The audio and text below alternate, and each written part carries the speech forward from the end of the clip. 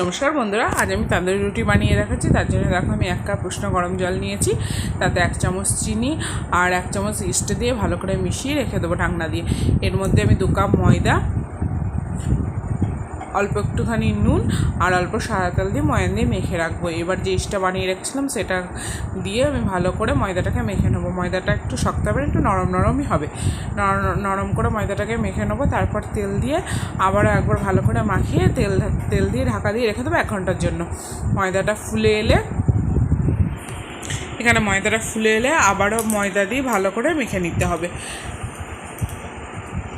এবার সেখান থেকে লেচি কেটে বেলে নিতে হবে। যেভাবে আমরা রুটি বেলি সেইভাবে রুটিটা বেলে নিতে হবে। এখানে আমার বেলাটা মিস হয়ে গেছিলো, তাই তোমাদের দেখাতে পারলাম না। এবার 2 পিঠ সেঁকে নিয়ে এবার বাটার দিয়ে এপিট ওপিট করে সেঁকে নিলেই তৈরি হয়ে যাবে আমাদের তান্দুরি রুটি। ভালো লাগলে একটা লাইক করে দিয়ে শেয়ার করে চ্যানেলটা সাবস্ক্রাইব করে দেবো।